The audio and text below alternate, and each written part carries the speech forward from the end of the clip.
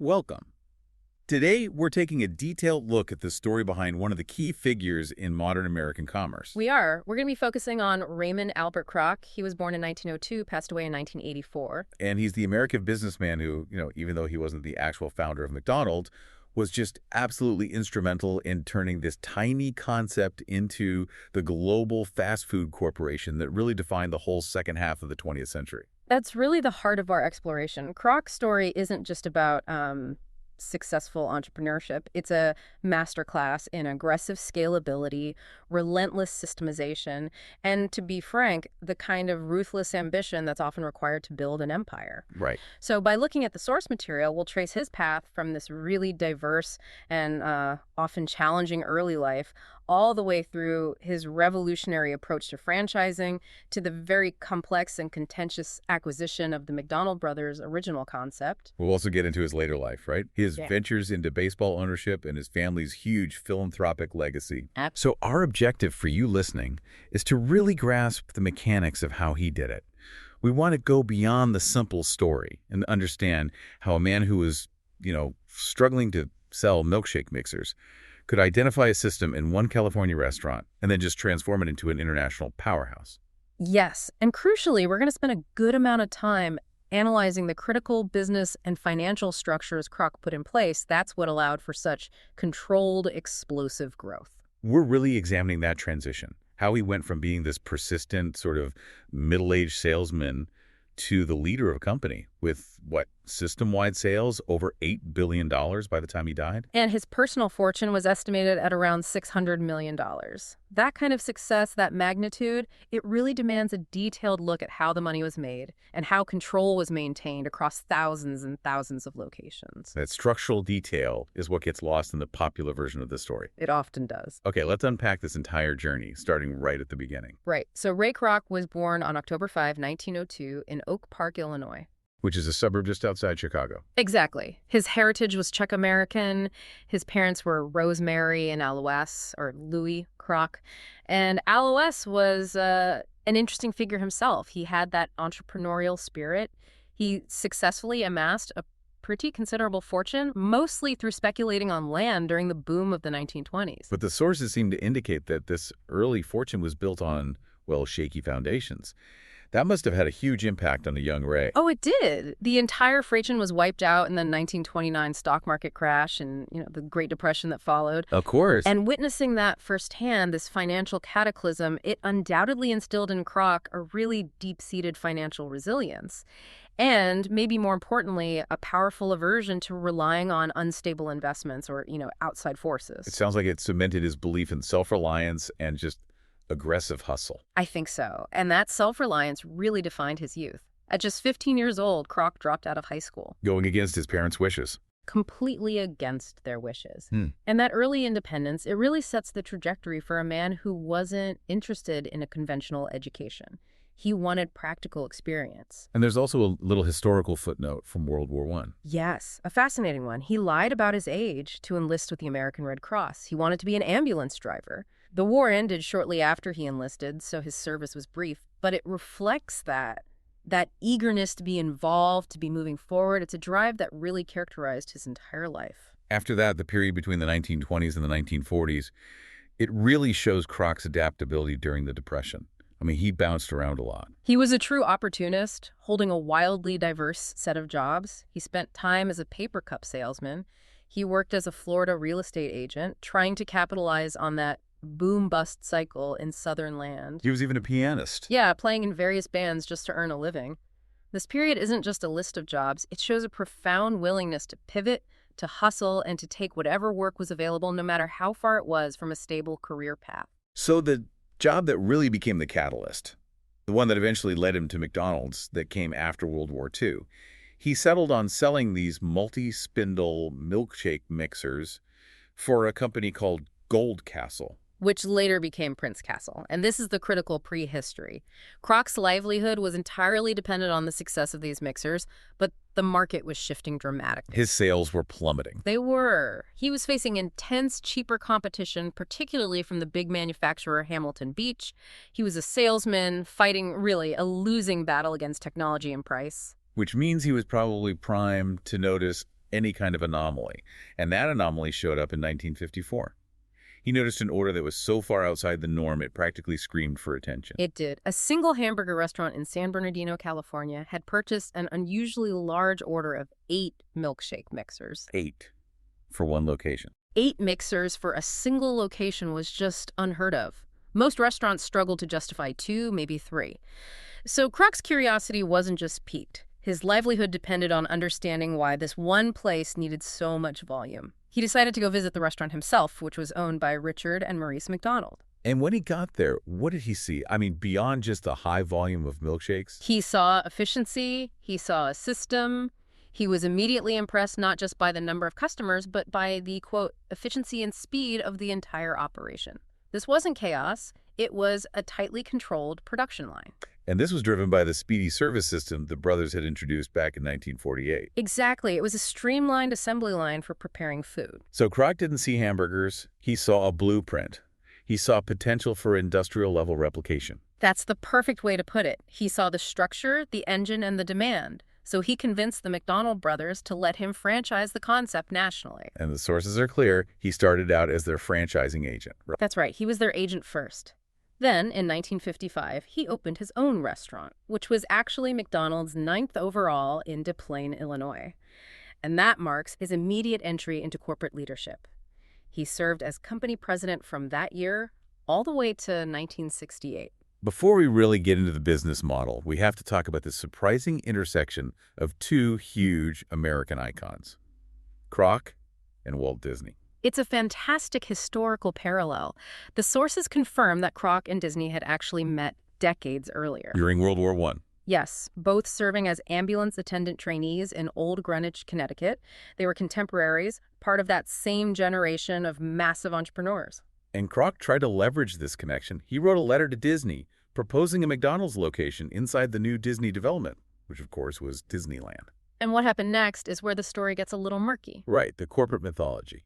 The standard, widely circulated tale suggests Disney agreed, but only on one condition: that Kroc would raise the price of fries from 10 cents to 15 cents, allowing Disney to pocket the 5-cent difference. The story goes that Kroc refused, unwilling to compromise on his low price commitment to the customer. Which led to Disneyland opening without a McDonald's. That's the story. But historical accounts, particularly those cited by writer Eric Schlosser, view this version with a lot of skepticism. He suggests it's a doctored retelling that was later popularized by McDonald's executives. So what's the more likely scenario? According to some records, it's simply that the proposal was returned without approval. Just a simple no. Well, regardless of the exact truth, I think the anecdote really highlights Kroc's fundamental commitment to low price points and consistency. It does. He believed in providing maximum value to the customer, and that was just not negotiable for him. But that commitment to consistency also defined his revolutionary approach to franchising. And this is where Kroc truly innovated. He set himself apart from basically every other business that was expanding at the time. Instead of selling these large, exclusive territorial licenses, which was standard practice, he insisted on the single-store franchise model. Which is the core of his strategic genius. It absolutely is, and it really requires a detailed explanation. In the mid-20th century, most franchisors saw their business as a way to generate quick, large sums of cash. They'd sell huge territories, say the rights to all of New Jersey, to a single investor for a high upfront fee. And Kroc realized that was a deeply flawed model for the long term. Exactly. Why was it flawed? Because the franchisor, in this case, Kroc, would immediately lose all control. If the person running McDonald's of New Jersey decided to cut corners, use cheaper ingredients, or change the menu, Kroc had very little recourse without long, expensive legal battles. It would ruin the brand consistency. And Kroc was obsessed with standardization. Territorial licenses were standardization killers. Yeah. So by granting the right to only a single store location at a time, he retained maximum leverage. So if a franchisee didn't strictly adhere to every single one of his operational rules, they simply wouldn't be granted the rights to open the next location down the road. This was his enforcement mechanism. It ensured the system remained uniform across all locations, and it fulfilled his core contractual obligation to the McDonald brothers to maintain the integrity of their speedy service system. But here's a critical question. If Kroc limited his upfront revenue by only selling these small single licenses, how did he generate the stable, large capital he needed for aggressive national expansion. I mean, he must have been cash-strapped in those early years. That is the financial pivot that distinguishes McDonald's from every other restaurant. And this is where Harry Sunborn comes in, the man Kroc called his financial wizard. Right. Sunborn joined Kroc, and he recognized immediately that the franchise fees alone were not going to be enough to fund the kind of expansion Kroc was dreaming of. So Sunborn changed the entire business model. He did. He provided the foundational insight. McDonald's wasn't fundamentally a hamburger seller. It was a real estate company. His strategy involved McDonald's Corporation forming a separate company, Franchise Realty Corporation, to purchase and own the land that the restaurants were built on. And then the franchisees would lease the land back from Kroc's company. Precisely. McDonald's Corporation would buy the land or secure a long-term lease for the site, often in very desirable, high-traffic locations. They would then lease the land and the building to the franchisee. And that lease was charged at a significant markup. A huge markup, perhaps 20 to 40% higher than Kroc's own acquisition cost. That's an enormous structural change. What did that achieve for Kroc? Well, three things, almost instantly. First, it generated a stable, predictable, recurring revenue stream. The rent, which was far more reliable and much higher margin than the small 1.9% fee he got on food sales. Second, because McDonald's owned the real estate, it gave Kroc absolute non-negotiable control over the franchisee. If they failed to meet his standards, they weren't just losing a license, they were being evicted from Kroc's property. And third? The third thing was that owning massive amounts of prime real estate gave Kroc the collateral he needed to borrow the huge sums of money necessary for exponential national expansion. So that's how he was able to scale without the big upfront capital from territorial licenses. He basically turned McDonald's into a landlord that leveraged its assets for growth capital. It was a stroke of genius. It transformed Kroc's expansion ambitions into a viable, low-risk financial proposition for lenders. This stabilized his position, but it did nothing to smooth his relationship with the original founders. And this is where the system met the founding vision and the friction just exploded. Kroc's ambition for this exponential scale was just fundamentally incompatible with the McDonald brothers' desire for maintenance and stability. The sources show the brothers were quite happy to manage a small number of efficient restaurants. Their focus was on perfecting the existing system. While Kroc wanted to conquer the country with it. Exactly. And Kroc grew more and more frustrated because the brothers kept blocking his suggestions for expansion or modification. The sources reveal they insisted Kroc get formal legal letters for even minor changes to the original blueprint. They were sticking rigidly to the letter of their contract. They were focused on quality control through stasis, while Kroc was focused on quality control through aggressive, exponential scale. The tension was just unsustainable. And that led directly to the critical moment in 1961, the buyout. Kroc moved to buy out the entire company. And when he pressed them for a price, the brothers settled on $2.7 million. Which was an astronomical sum in 1961. The amount was so high that Kroc, even with the real estate revenues he was generating, reportedly went ballistic. And the documentation suggests he asked if he could pay in installments. He did, which is a clear indication of his own immediate cash flow crunch, despite the long-term profitability of the real estate scheme. And the brothers, they flatly refused the idea of incremental payments. This meant Kroc had to find the full $2.7 million right away. And he was already saddled with existing debt from the rapid expansion of the last 6 years. This is where Harry Sunborn proved his worth again. Sunborn was absolutely essential in leveraging the real estate assets and securing the required capital from institutional lenders to finalize that purchase. Without Sunborn's financial architecture, the acquisition likely wouldn't have happened. Very likely not. We should take a moment here to express some sympathy for the brothers, Richard and Maurice.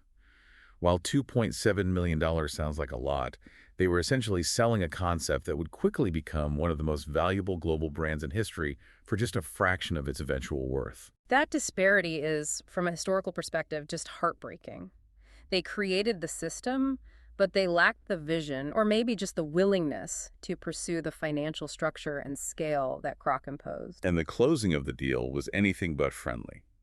There was a major point of contention over the very first restaurant in San Bernardino. A huge point of contention. Kroc became deeply annoyed because the brothers refused to transfer the real estate and the rights to that original location to him. And their reason, according to the sources, was actually a rather touching gesture. It was. They intended to give the original operation, property and all, to their founding employees as a final act of generosity. Kroc's reaction to this was just fury. In anger, he later opened a brand new, massive McDonald's restaurant right near the original location. And this is where the brothers' most significant business oversight really came into sharp focus. They had neglected to retain the rights to the name McDonald's for their original restaurant. So they were forced to rename it the Big M. They were. And Kroc was adamant about owning the name, famously believing that no one would want to eat at a restaurant called Kroc's. It was a brutal piece of corporate competition. The nearby McDonald's, backed by Kroc's marketing and control, eventually drove the Big M to close entirely. The founders of the entire system were essentially driven out of business by the man who industrialized their invention. It's a sad irony. Especially when you consider the ongoing debate about royalties. There's an allegation that Kroc promised a continuation of the original 1% annual royalty to the brothers, based only on a handshake agreement during the buyout. This is a widely publicized claim, especially since the movie The Founder came out. But what does the strict historical documentation show? The record is clear on this. There is no evidence of this handshake agreement beyond a claim made by a nephew of the McDonald brothers years later. We have to be impartial and state that historically this remains an unverified claim. But it does highlight the ruthlessness involved in acquiring total control. The brothers sold everything, including any future royalties, for that one cash lump sum. And we should note, just for balance, that despite the dramatic end of their involvement, neither of the brothers publicly expressed lasting disappointment over the deal. Richard McDonald, speaking years later, reportedly said he had no regrets. Whether they felt slighted or not, the reality is that Kroc now had total undisputed control. With Sunborn's real estate machine generating cash flow and the single-store franchise system ensuring compliance, Kroc's focus shifted entirely to scaling his standardized vision across the globe. Let's turn to what Kroc mandated to ensure that this massive scale maintained absolute quality.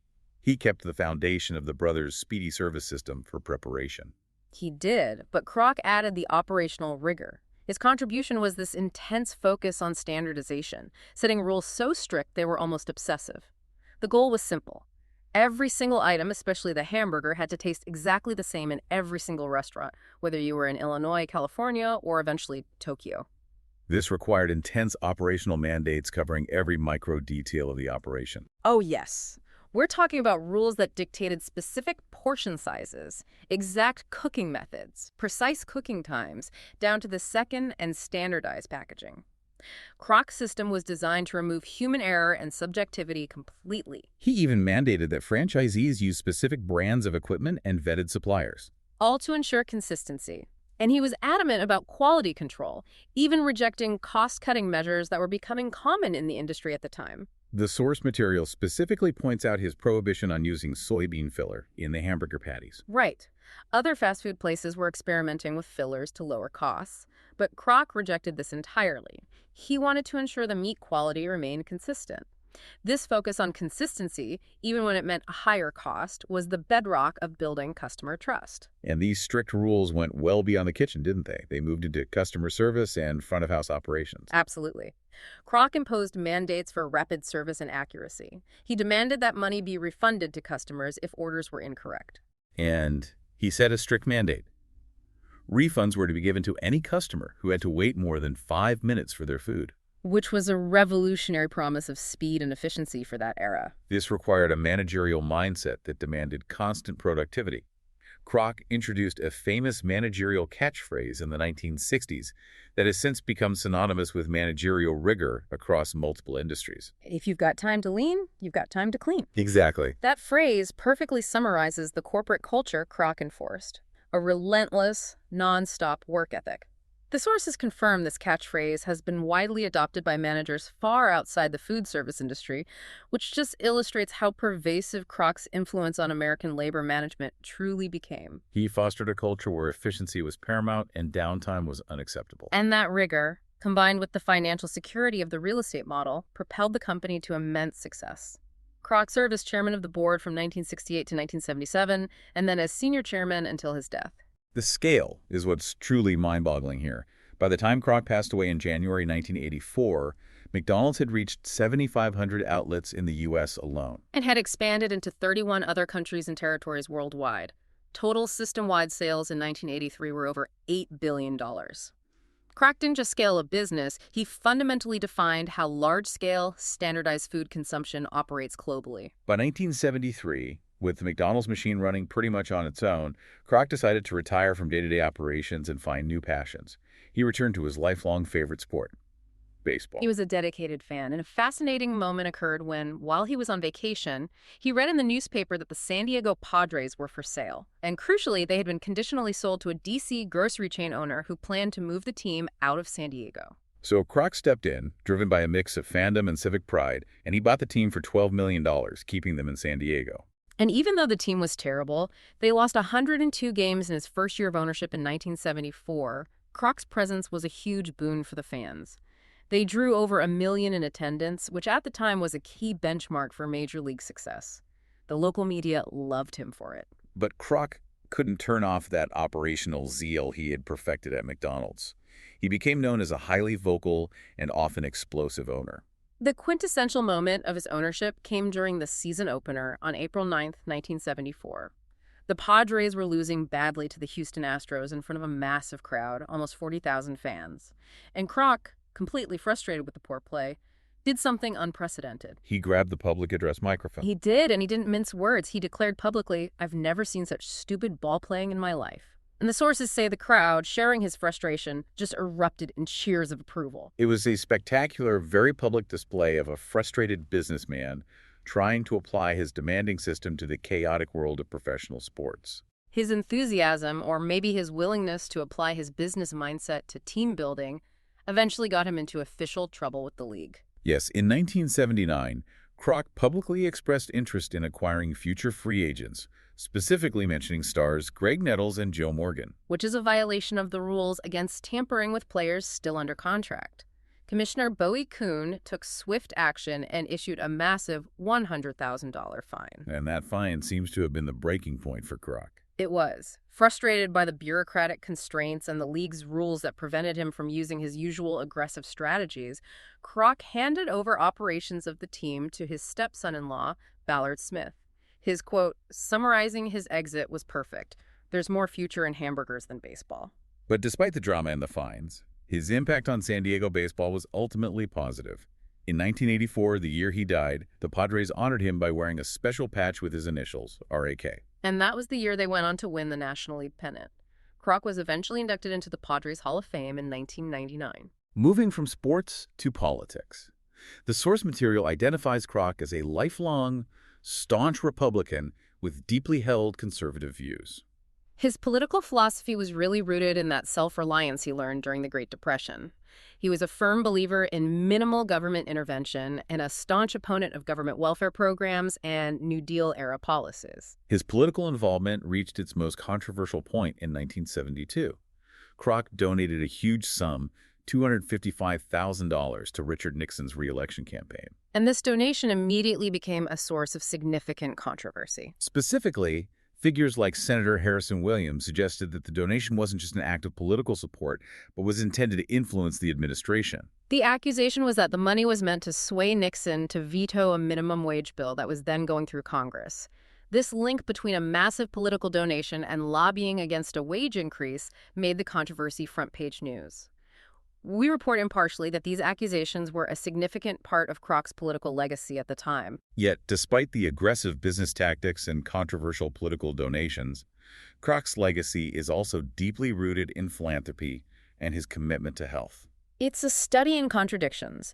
The Kroc Foundation, which he established, focused on supporting research, treatment, and education for a range of medical conditions, including alcoholism, diabetes, arthritis, and multiple sclerosis.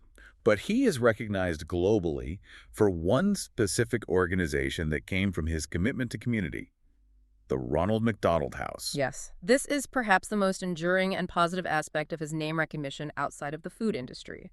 The Ronald McDonald House is a nonprofit that provides free housing for parents, allowing them to stay close to medical facilities while their children receive crucial, often long-term treatment. It's a profoundly important organization that came from his amassed fortune. It is.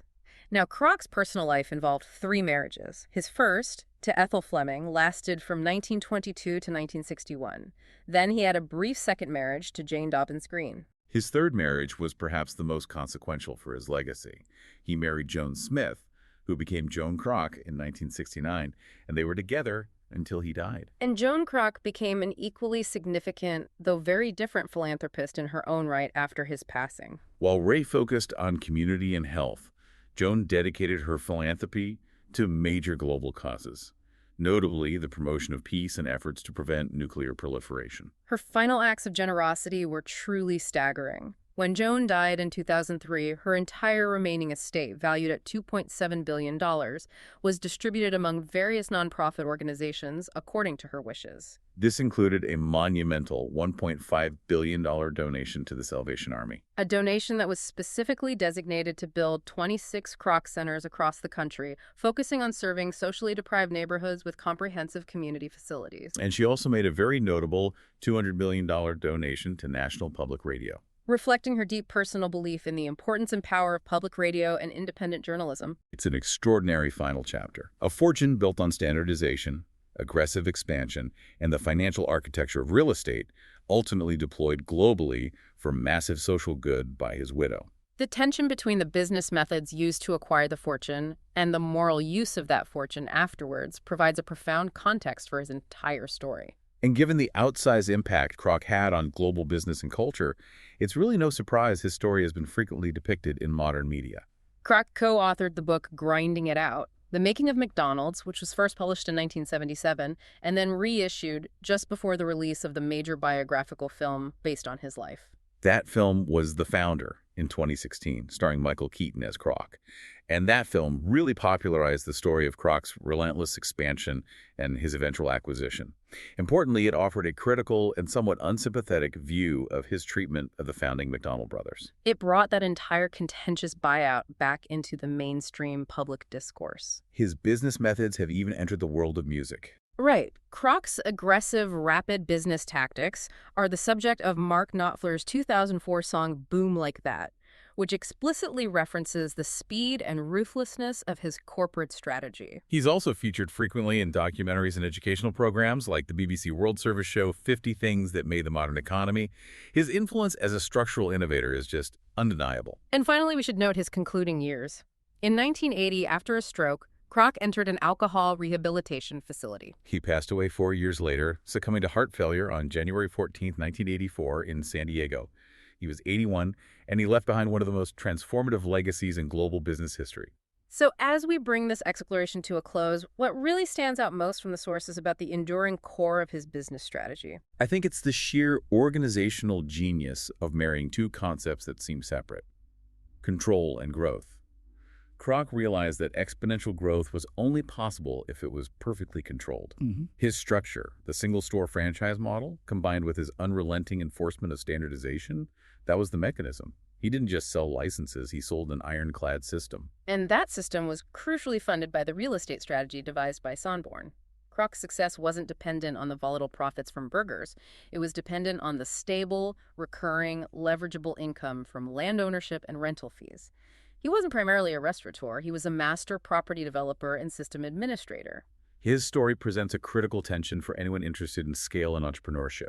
Ray Kroc embodied the vision required for aggressive global expansion and the organizational rigor needed to make that standardization effective across 7,500 outlets. Yet, the story is inseparable from the human cost of that scale, most notably the contentious methods used to acquire the founding brothers' system and name. It forces us to ask a profound question about capitalism and legacy, which is something for you to consider. The McDonald brothers received $2.7 million for their invention, which became the standard for global fast food. Kroc's widow, Joan, ultimately dedicated her life to peace and social causes, distributing $2.7 billion from that very fortune. So does the immense, enduring social legacy created by Joan Kroc's philanthropy ultimately recontextualize the controversial and aggressive methods Ray Kroc used to acquire the founding invention. It shows the complex, often morally ambiguous path between invention, acquisition, and eventual public good. The ultimate lesson of Kroc is that success often hinges not on invention, but on the aggressive, controlled, and financially savvy industrialization of that invention. He was the architect of modern franchise replication. I agree. He demonstrated that the system, not the product, is the true engine of sustained global commerce. Thanks for listening.